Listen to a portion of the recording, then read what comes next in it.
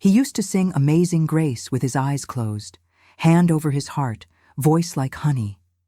Folks at church said he was touched by God.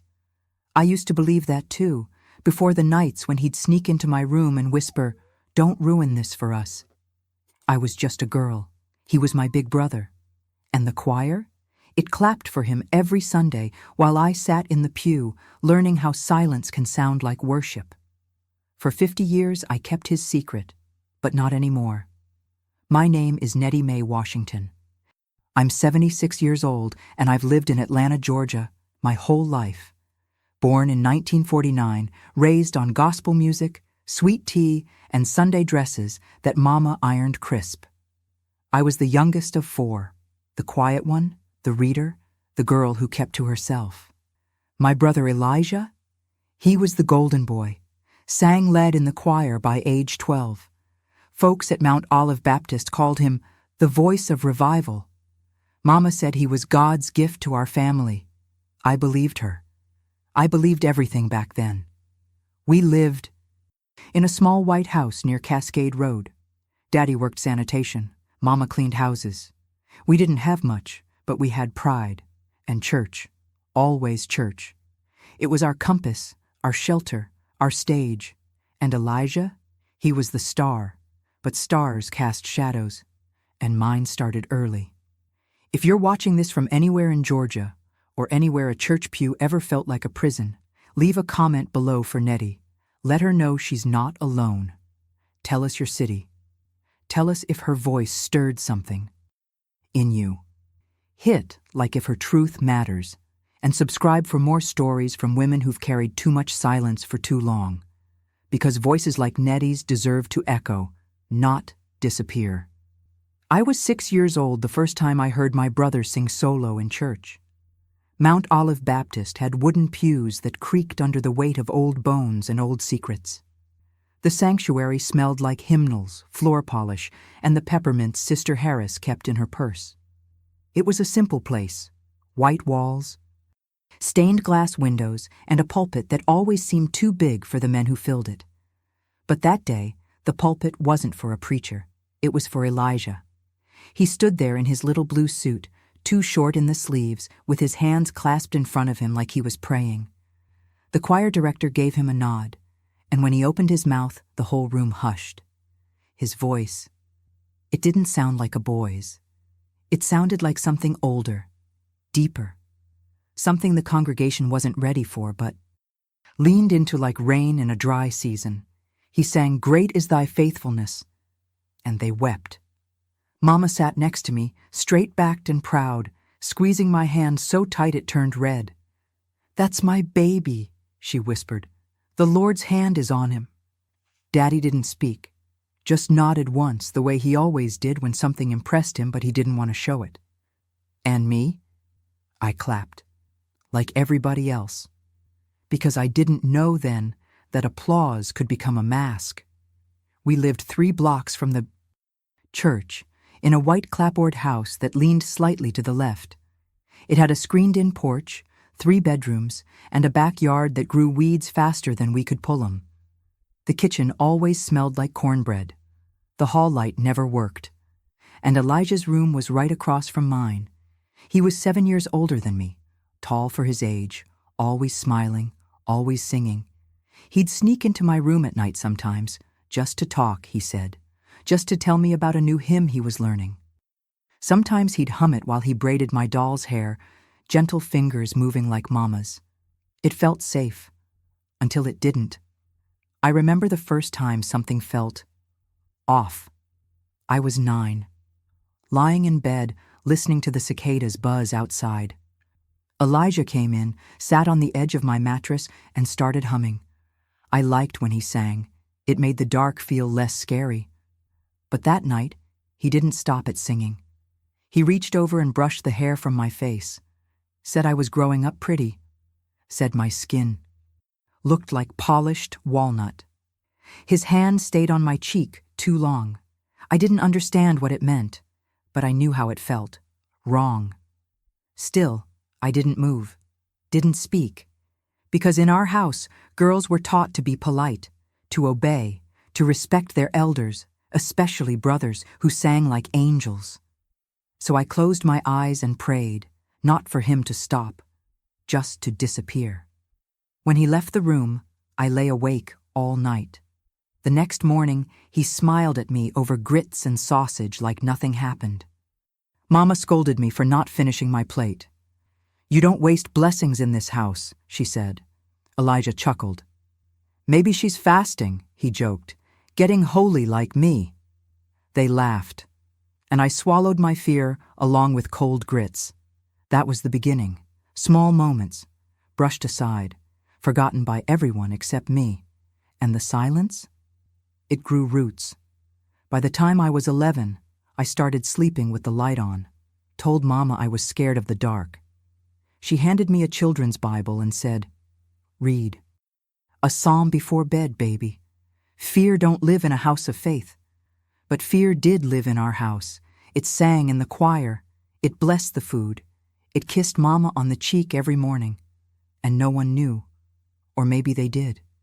Maybe they just chose to hear the music and not the silence underneath it. By the time I was 12, I knew which verses made people cry at church.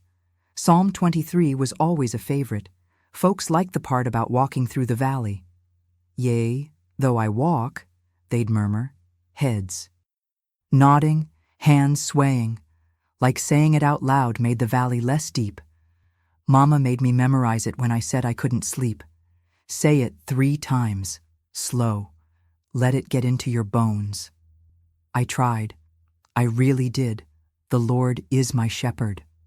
But when Elijah's footsteps creaked outside my door, Scripture didn't sound holy anymore. It sounded like something far away, something for other people. I didn't tell Mama. Not then. Not when he sat on my bed again.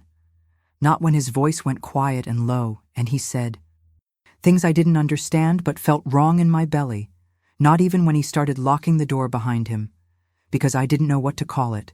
And worse, I didn't think anybody would believe me if I did. He was Elijah, the singer, the boy who brought folks to tears on Sundays, the boy the pastor once called anointed. And me? I was just the little sister, the shy one, the quiet one, the one who cried too easily and spoke too soft. I started leaving my light on all night. Mama got mad. "Electric bills don't pay themselves, Nettie May." Daddy didn't say anything, just turned the switch off whenever he passed my room. So I got a flashlight, hid it under my pillow, and I kept Psalm 23 in my mouth like a secret spell. But it never worked. Elijah came anyway, always after midnight, always with a smile, always with that low hum, a church tune, sweet and slow, twisted into something else by the time it reached my ears. One night, I tried to push him away, just a little, just enough. To say no without saying it. He froze, looked at me strange. Then he whispered, "Don't be ugly now." I didn't understand what that meant, not then, but it worked. I stopped moving. Because being ugly in our house was worse than being afraid. Ugly girls got punished. Ugly girls got blamed. Ugly girls made trouble. So I closed my eyes, let Psalm 23 fall apart in my throat, and waited for morning. When I turned 13, Mama threw me a little party in the backyard. We didn't have much money, but she made deviled eggs, pink lemonade, and a lemon cake with my name spelled wrong in frosting. Nettie with 1 E. She laughed when she saw it. "You know what I meant," she said, wiping her hands on her apron. Elijah led the singing, started with Happy Birthday, but then shifted into a gospel chorus. People clapped. He had that gift, could turn any moment into a performance, could make sorrow sound like praise. I sat under the big oak tree pretending to smile, pretending not to feel. His eyes on me. When I cut the cake, his hand brushed my lower back. Too low. I flinched. Nobody noticed. Or maybe they did. Mama called him over to help carry out more paper plates. "My big, strong boy," she said, ruffling his hair. Always taking care of his baby sister. I wanted to scream, but I didn't. Because in our house, girls didn't scream. They smiled. They served. They forgave. That night, I went to bed with a stomachache. Not from cake. From shame. Elijah came to my door around 1 a.m. I didn't answer. He jiggled the knob. It was locked. He knocked once, soft, then left. In the morning, Mama was already cooking grits. "Elijah says you locked your door," she said, not turning around. "Says you don't trust family now." I said nothing. She turned to face me, spoon in hand, and narrowed her eyes. "Don't go getting ideas in your head, Nettie. You lucky to have a brother like him. Some girls ain't got no one looking out for them." I looked down at my bowl. The grits were thick, lumpy, tasteless, just like the silence I was learning to swallow. Sundays were sacred, not because of God. Not really, because on Sundays, the house smelled like starch and hair grease. Mama pressed my curls with hot combs and steady hands. "You represent this family," she'd say, as the iron hissed too close to my ear. "Don't embarrass me in front of the Lord." I wore gloves, stockings, shoes that pinched my toes, and I sat perfectly still in the third pew from the front, with my knees pressed together like sin could see between them. Elijah stood up front in the choir. He wore white robes, gold trim, a satin sash tied around his neck. He didn't look like my brother. He looked like a man who had never done anything wrong. The congregation adored him. Old ladies pressed peppermints into his hands. Deacons clapped his back. Reverend Dixon once said, "That boy brings heaven closer every time he sings." I remember sitting there one Sunday, listening to Elijah sing, "His eye is on the sparrow," and thinking, whose eye is on me? Because mine were fixed on the floor, always. If I looked at him too long, I'd remember the way he whispered things into the darkness, things I didn't understand, but understood enough to fear. Once I tried to tell Sister Laverne, the church secretary. I was 14. She was kind, had a soft voice, and always wore brooches shaped like butterflies. I stayed late after youth service, helped stack hymnals, and said, "Sometimes Elijah makes me uncomfortable." She looked up from her clipboard. "What you mean, baby?" I opened my mouth, but the words tangled. Because how do you say that someone holy touches you like a secret?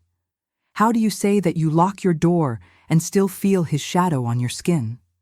So I just said, "He comes into my room at night." She frowned, then smiled, tight and polite. "Well, you know he loves you. That's your big brother. Maybe he just worries about you, baby. The world's hard on quiet girls." And that was that.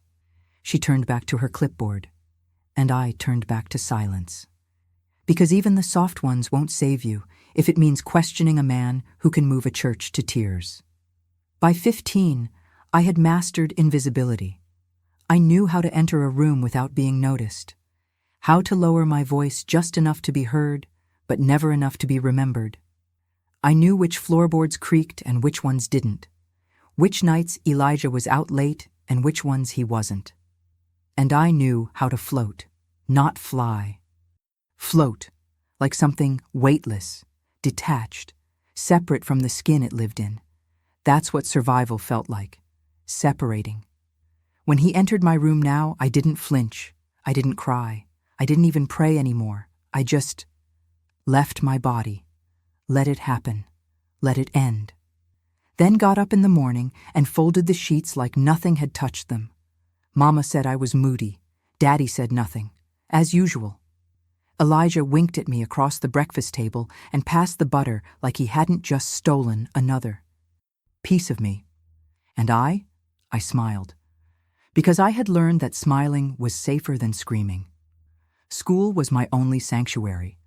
I wasn't a straight A student, but I loved the library, the quiet, the shelves, the way books held truth like it wasn't too heavy. Mrs. Callahan, the librarian, took a liking to me. "You've got an old soul," she said once. "You read like you're trying to find something." I nodded, didn't tell her I was, trying to find safety, a name for what I was living, a map out. I read everything I could: Maya Angelou, Alice Walker, even psychology books when no one was looking. And one day I found the word, molestation. I whispered it to myself like a sin. It felt sharp, but it fit. I stared at that word on the page for a long time, and something in me shifted, because now I knew it wasn't just something Elijah did. It had a name, and things with names could be confronted. Someday. I remember sitting on the church steps one evening, just after choir rehearsal had let out. The sun was setting behind the steeple, painting the bricks in gold and shadows. Elijah's voice still echoed in my ears. He had just finished leading the youth choir in Blessed Assurance. The other kids laughed, teased each other, chased one another through the parking lot. I just sat there, still, watching the sky like it might hand me an answer. Because by then, 16 years old, I wasn't just broken, I was lost. I had friends, sure. Girls who passed me notes in math class. A boy named Clarence who asked if he could walk me home once, but I said no. Not because I didn't want him to, but because I couldn't imagine letting anyone that close again. Trust had become a language I no longer spoke. Elijah had taken that from me. Not in one moment, but in hundreds. The looks, the touches, the words whispered like prayers but meant like poison. He didn't just steal my body. He stole my beginnings, my girlhood, my belief that family meant protection, that brothers were built to shield, not shatter. And the worst part? He did it all under the name of love. "Don't tell," he said once. "It would break Mama's heart." As if my silence was a favor, as if his violence was devotion. And I believed him. For years. I believed that protecting the image of our family, the image of him, mattered more than protecting myself. Because that's what I was taught. In church, at home, in whispered sermons about sacrifice and forgiveness and keeping family business inside the house. I didn't know back then that silence was a kind of prison. I only knew how to survive inside it. I was 17 when the first real crack showed up in the wall I'd built around myself. It wasn't big, wasn't loud. Just a moment, so small it might have slipped past me if I hadn't been desperate to feel something real. It happened on a Thursday. Mrs. Callahan, the school librarian, had pulled me aside to help unpack new books. She said I had gentle hands, the kind that respected pages. I liked that about her, how she saw things without needing to explain them. As we shelved the last stack, she asked, "What do you want to be, Nettie?" I froze. No one had ever asked me that before, not seriously. I shrugged. "I don't know, maybe a teacher or a librarian." She smiled. "You'd be good at that. You listen like it's an art." Then she paused, softened her voice. "You know, if you ever need someone to talk to, about anything, I'm here." And there it was. The crack, not a door flung open. Just a flicker of light under one. I nodded, mumbled a thank you, and left before the tears could form. But that night, I didn't cry. I wrote. I pulled out my notebook, the one I kept hidden inside an old shoebox, and for the first time, I didn't just write poems or half-truths. I wrote what happened. Not everything. Not yet. But enough. Elijah comes into my room. He touches me when everyone's asleep. I don't want him to. I never did. I stared at those lines like they belonged to someone else. Then I read them out loud, whispered, just once. And that's when the wall cracked a little more, because something about saying it, even to an empty room, made it harder to pretend. The truth was real now, and it had a voice. My senior year of high school felt like a long inhale I never released. Everything looked normal from the outside. I kept my grades up, attended church, smiled in family pictures, wore the same pressed dresses Mama laid out every Sunday. But inside, I was fraying. Every morning, I'd wake up with my jaw clenched, chest tight, waiting, for a knock on the door that might not come, for Elijah's hand on the doorknob, for the shift in the air that meant the night was no longer mine. Some nights, he didn't come, and that almost made it worse, because then I'd lie awake wondering if I'd done something to make him stop, or if he was just waiting until I let my guard down again. That year, he got accepted to a community college in Macon. Mama cried. My babies. Moving up in the world. Elijah hugged her tight, then looked over her shoulder at me. Just a glance, nothing more, but it said everything. Don't ruin this. I nodded without meaning to, because fear doesn't ask permission, it just moves your body for you. A few weeks later, he left, moved into a dorm 2 hours away, and I exhaled.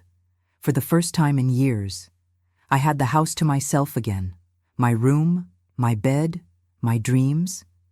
But peace didn't come with his absence, because now that he was gone, the memories moved in louder. My body didn't know how to rest. My mind replayed moments on a loop, as if finally free to process what had been repressed. I thought it would feel like healing. It didn't. It felt like drowning in a well I'd spent years covering with flowers. I stopped going to choir practice, stopped smiling at people who reminded me of him. I avoided mirrors, because even though he was gone, the silence he left behind still knew my name. Elijah came back for Christmas. Mama went all out. Ham in the oven, sweet potatoes with cinnamon, a wreath on the door. She made a paper sign that read, "Welcome home, son," and taped it crooked above the mantel. You excited to see your brother? She asked me, stirring gravy. I didn't answer, because I wasn't. I hadn't seen him in 10 months, and I had hoped never to again. When he walked in, he looked the same, a little heavier maybe, still carried himself like a man who knew how to draw a room's attention. He hugged Mama first, kissed her. Forehead. Ain't no place like home. Then he turned to me. Hey, lil' bit. I froze. He reached out. I let him hug me. Because Mama was watching. Because it was easier than explaining. But inside, my chest screamed. Later that night, after dinner, I went to the back porch, needed air, needed silence that didn't choke. He followed me. Leaning against the rail, he lit a cigarette. You grown now, he said, blowing smoke into the cold night air. Real pretty. I didn't respond, didn't move, didn't breathe. He stepped closer. You ever miss me? That was the moment, the one where something inside me snapped. I turned, looked him in the eye, and said, You know what you did. He froze, smirk gone, eyes cold. What are you talking about? You know, I said, and so do I. Silence stretched between us like wire. Then he said, You always were too sensitive. I walked past him, back into the house, up the stairs, locked my door, and sat on the floor shaking, because now it was out there. Not in full, not with proof, but enough. I couldn't pretend anymore, not to him, not to myself. That night, I opened my notebook again, wrote just 4 words. I'm not afraid now.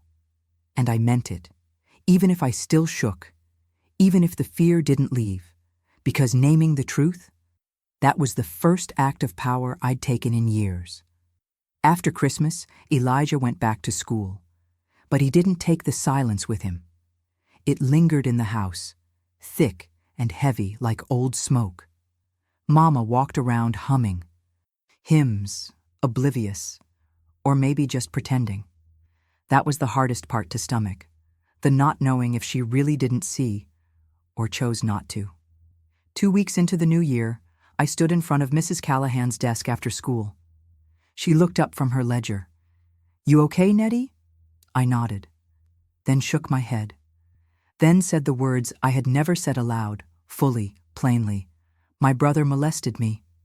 Her pen stopped moving. She didn't gasp, didn't look away, just sat very still. I need help, I said. And I don't know where to go. She reached across the desk, placed her hand over mine. You came to the right place. That night, I didn't go home.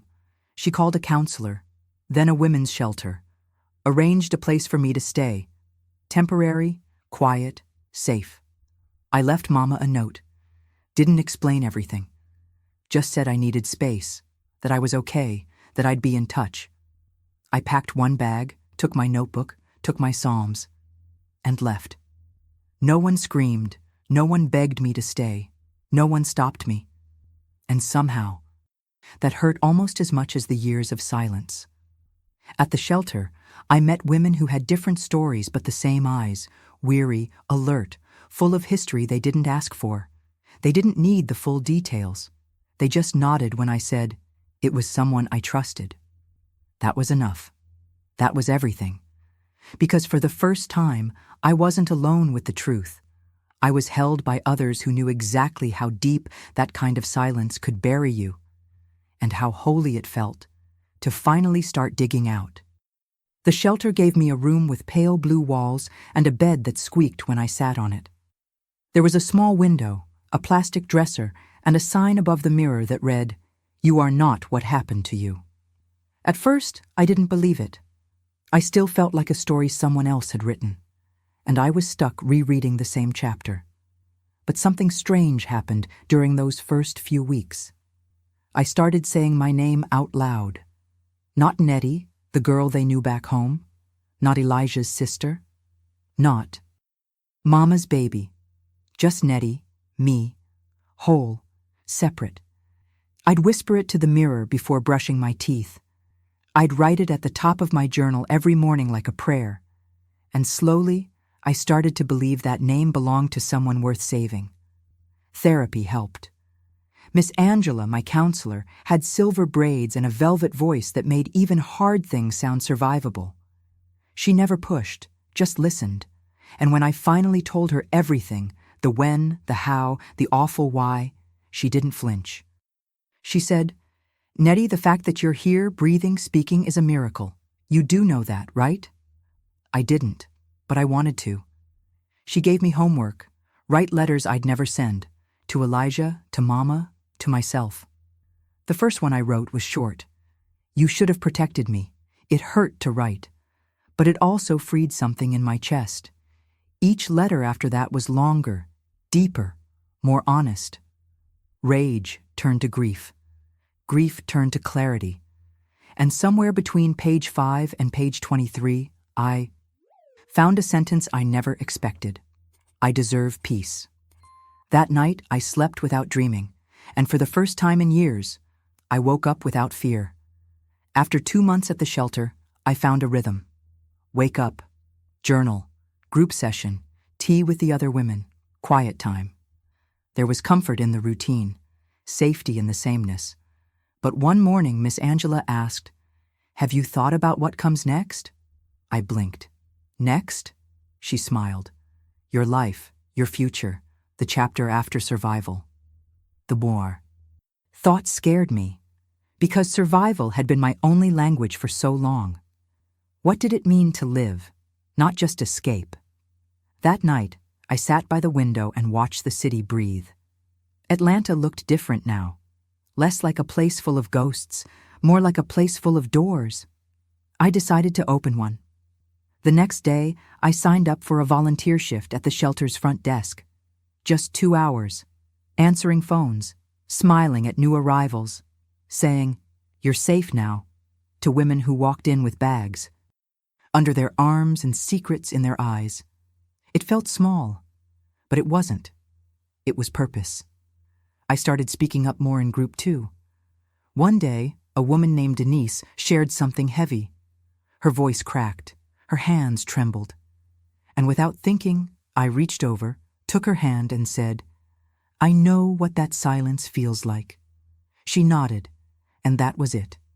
We didn't need to explain. Later that week, Miss Angela pulled me aside. "You have a gift," she said. "You help people feel seen." I shrugged. "I just remember what it was like to feel invisible."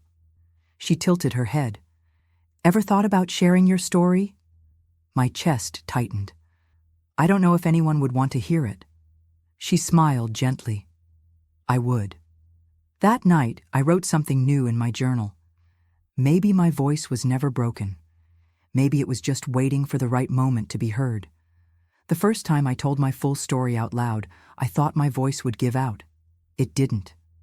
Miss Angela had invited me to speak at a small support circle hosted at a community center across town. Just 10 women, all survivors, sitting in folding chairs beneath flickering fluorescent lights. No microphone, no stage, just truth. I stood there, palms sweating, heart knocking against my ribs like it was trying to run.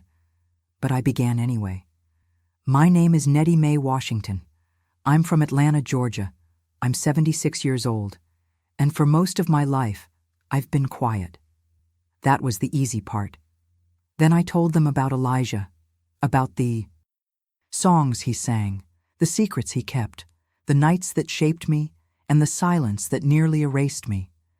I didn't cry. I didn't shake. I just spoke, steady and slow, like the truth had been practicing inside me all these years. When I finished, no one clapped, but they didn't need to. One woman reached over and whispered, "You said what I've never been able to." Another took my hand and squeezed it. "Thank you for surviving." Afterward, Miss Angela hugged me tight. "You don't know how many doors you just opened." And I believed her. Because that night, I slept deeper than I had in years. Something had lifted. Not the pain, that would always echo, but the shame. It no longer lived in my throat. I began speaking at more gatherings, quiet rooms filled with brave women and softer men who wanted to learn how to listen better. Each time, the story grew lighter to carry. Because it wasn't just mine anymore. It belonged to every woman who had ever been silenced by the shape of a man who claimed to love her. And I wasn't afraid of being heard anymore. I was ready to be remembered. It's been almost 5 years since I first said Elijah's name in a room full of strangers. 5 years since I stopped shrinking. Since I started walking taller, not because the weight disappeared, but because I grew strong enough to carry it without breaking. I still live in Atlanta. Small apartment, top floor, 1 bedroom, 1 plant I keep forgetting to water, and a bookshelf full of journals with torn pages and underlined sentences that once saved me. I drink my tea by the window now. In the morning light, I see the world clearly. Not because it changed, but because I did. Elijah never apologized. Mama passed before I ever told her the full truth. But I stopped needing them to make it right.